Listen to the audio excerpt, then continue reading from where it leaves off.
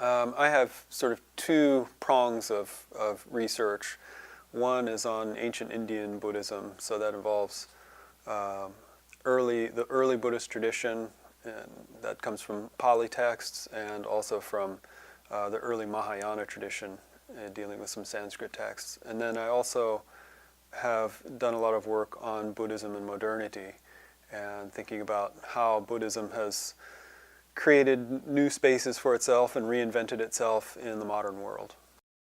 Scholars in Buddhism and science dialogue understand that Buddhism is being transmitted across worlds, but most understand that boundary as a matter of Eastern and Western culture. Your work has illuminated the importance of another divide. Buddhism is also being transmitted from a non-modern to a modern world. Can you define the term modernity? How is modern different from Western? Modernity can be looked at in a lot of different ways, and I have a hard time really just zeroing in on one definition. You could look at it, for instance, from an economic perspective and talk about, economic models that are distinctively modern. And I've talked about it a little bit more in terms of intellectual history. What are some of the intellectual foundations of modernity? And some of those are a kind of scientific rationalism, romanticism, which is not just a literary movement or an artistic movement, but also a general orientation in culture that comes down to us, long after the period of romanticism is ended, through transcendentalism, through the counterculture, ideas of kind of interior freedom and valorization of feeling and emotion and inner freedom and so on. And also psychology has been very important, a very important modern force that, again, it's not just that it's a uniquely modern discipline, but that its vocabulary, its way of seeing human beings has permeated the culture. Protestant Christianity, I think, has also been a very important force in helping people to, acquire a certain shape of how they feel human beings are in the world. So all those forces, I think, interact in various ways with Buddhism. And the fact that they interact with Buddhism suggests, too, it's not just that they interacted with Buddhism when Buddhism came to the West. Modernity, many of the components of modernity may well have started in the West, but they've spread very quickly and have become a kind of cultural dialogue, so that some people would argue today that there are multiple modernities, that there is a kind of Chinese modernity which is configured in many ways differently than North American modernity. And so I think we can't see modernity as just one thing, but it's a sort of complex of various forces, various ideas, various implicit ways of seeing how humans are and how they relate to each other. And that these general kind of patterns of modernity take different shape in different cultures. So we do have a kind of global modernity, but it's inflected in various ways and localized in particular places and times. You've suggested that Buddhist meditators and meditation researchers both bring to meditation certain assumptions about the nature of mind that are distinctly modern. What are those assumptions, and why are they problematic? So there are several epistemological models that I think are implicit in some neuroscientific studies of meditation, at least. And they're models that are philosophically problematic in some ways, and so I think examining these models might be helpful when we think about scientifically studying meditation. So one is what some people have called the theater of the mind model, or the container model of consciousness. That is, the idea is that consciousness is basically occurring inside your head. It's sort of something that happens. We represent things from the external world that come in through our senses to this internal world, and there's really, a sharp division between those two realms.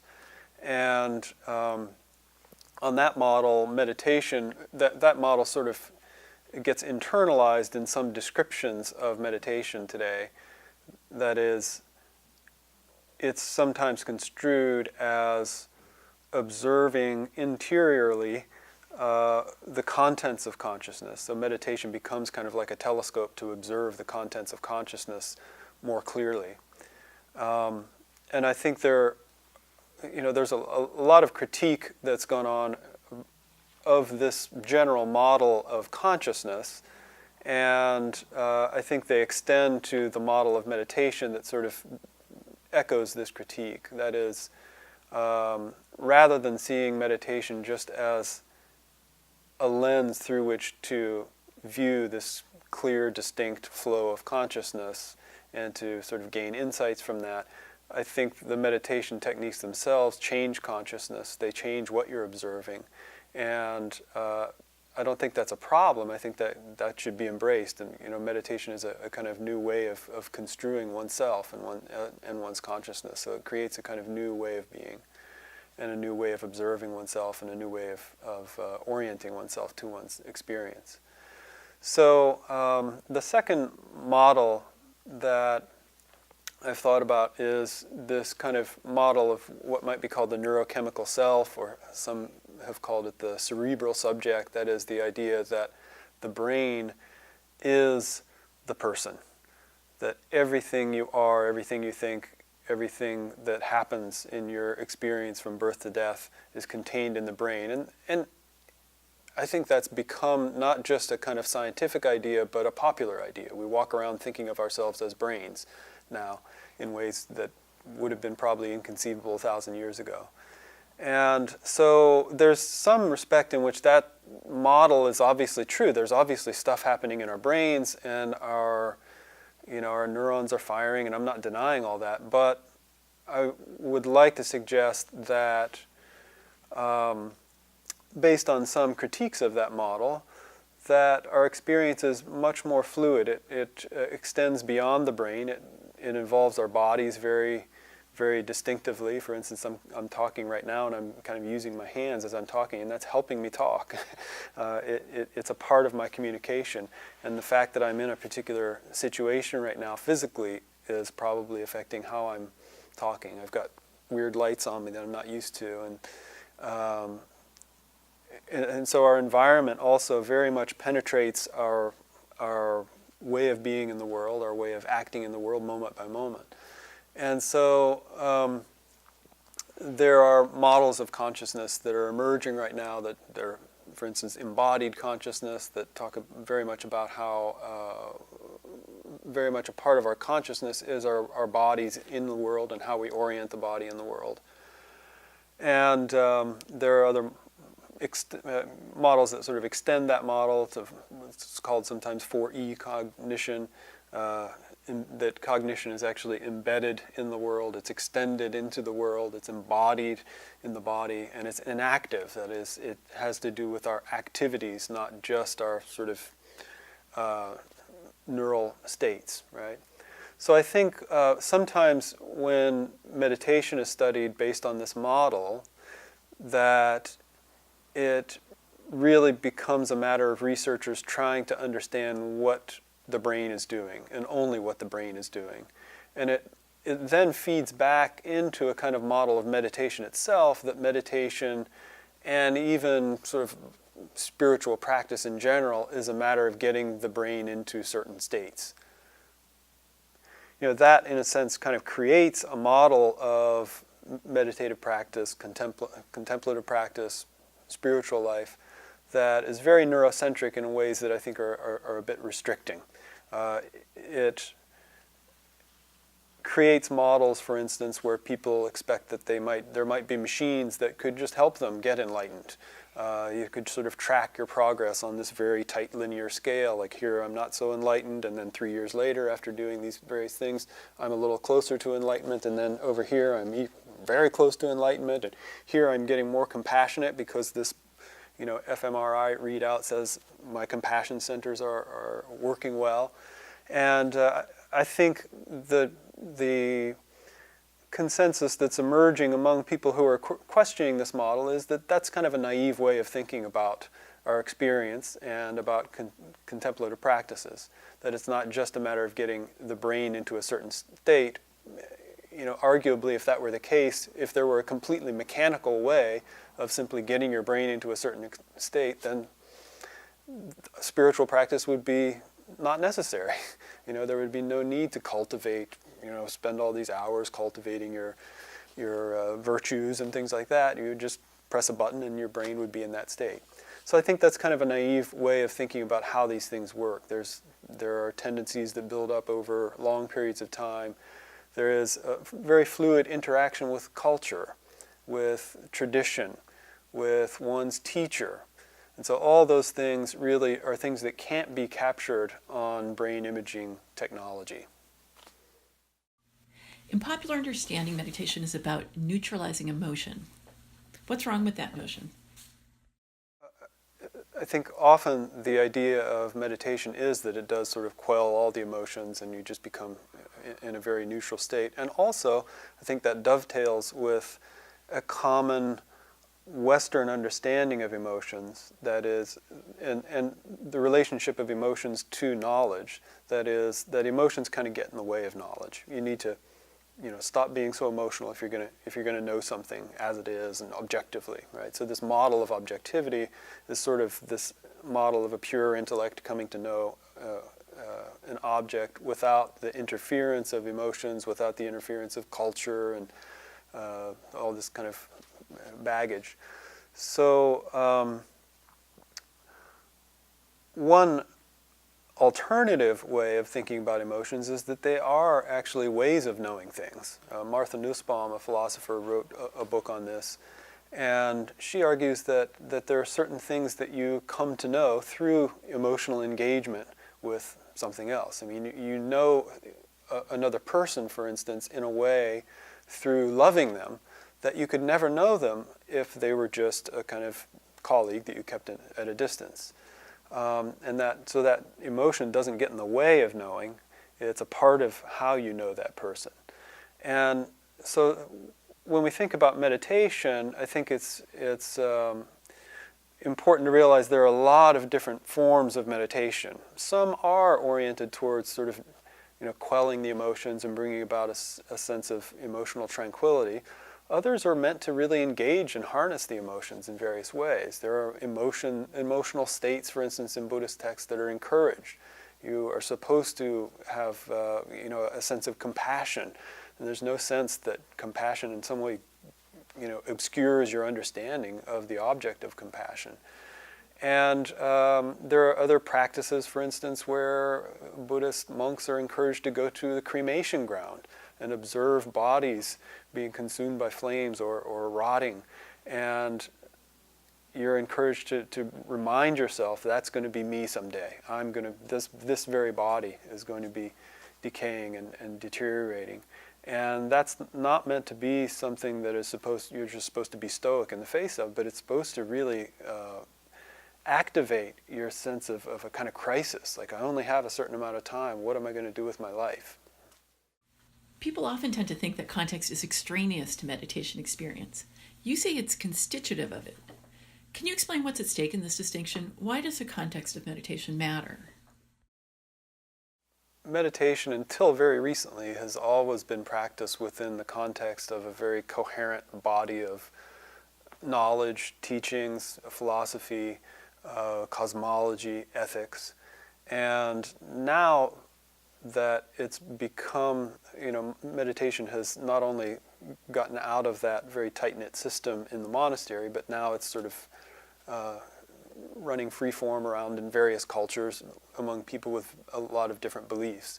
So understandably, people who are trying to bring meditation out to the broader public in this very pluralistic setting have tried to strip away certain ideas and contexts that they feel are culture specific. And that's created certain forms of meditation that have absorbed a lot of the values and the context of our culture, often our kind of secular culture, which has, again, been part of meditation taking on a life of its own in European and American cultures. it sort of arrived in the clinic, in the in the corporation, in the business, and so on, almost like a dry sponge that then immediately soaks up all of the values and the orientations of popular American culture. So, one, I think it's important to take context into consideration, because it may behoove meditation teachers to be a little bit more deliberative about what they want to incorporate into their mindfulness practice, what kind of values they want to foster with it, and that those are actually very much a part of the meditation itself. It's not just this kind of neutral thing that occurs in a vacuum. Meditation practices are always inevitably done in some kind of social, cultural context. They're always done for a purpose. The things that you're working with in your mind when you're meditating, are part of your life in a particular place and time. And so it's inevitable that meditation is systemically related to that place and time, to the culture. And so I don't think we can really see it as just a practice that's isolated from the culture, or that is trying to neutralize or decondition one's cultural influences. Rather, it's a matter of often fostering certain characteristics, trying to let certain things go. And this is the way it's described often in traditional meditation texts. There are characteristics that you want to sort of cultivate in meditation practice. You want to become more compassionate. You want to become more alert. You want to become more awake. And you want to try to stave off feelings of slothfulness. You want to stave off feelings of hatred and greed and ignorance and things like that. So it really is a part of a more general process of self-cultivation. And the tricky thing is, when you're teaching meditation in a secular context, we tend to separate the techniques from those values, because it has to do with the larger separation of fact and value in our culture, which also maps onto the kind of secular and religious. We want to come to people in the public arena and say, I don't want to tell you what kind of person to be. I don't want to tell you what values you should have. So I'm just going to teach you this technique, and you can choose whatever values you want to stick onto it. And that might make sense in some contexts, and in other contexts, people might want to think about how to incorporate those values into the practice itself. And I think it will be richer that way and probably work better that way. The premise of this meeting is that we're going to put the Buddhism and science dialogue on a new footing. In your view, what are some of the limitations of the current dialogue, and how would you like to see it expand? I think some of the limitations of this relationship between Buddhism and science has been, one, that there's been a little bit too much of a polemic orientation, trying to see Buddhism as a kind of science, and that there's been a lot of legitimacy given to Buddhism and prestige that's accrued to Buddhism because it's been closely allied with science in some ways, rhetorically. And more recently, it's been allied to science in a more practical way. There's been a lot of studies of meditators and putting meditators into fMRI machines and so on, and that's gotten a lot of popular press and so on. And I think the limitation of that is that it's been fairly neurocentric. And so if we think about putting the Buddhism-science dialogue on new footing, I think one thing that would be helpful is to expand it a bit, to include not just questions like how can we study meditation scientifically, but what's the relationship historically, what's the relationship culturally, and maybe it needs to expand beyond just science. Maybe science isn't the only interesting kind of Western-oriented dialogue partner. Maybe it needs to expand more towards philosophy, and there's some burgeoning movements in academia towards thinking about Buddhism and philosophy again. It sort of went out of style for a while, and now it's coming back. So, and also thinking in terms of culture, cultural criticism. Maybe Buddhism has some ideas to bring to modern culture, ways of questioning craving and desire that resonate very interestingly, with modern materialism and consumerism. So I think expanding the dialogue beyond just kind of focus on science might be helpful.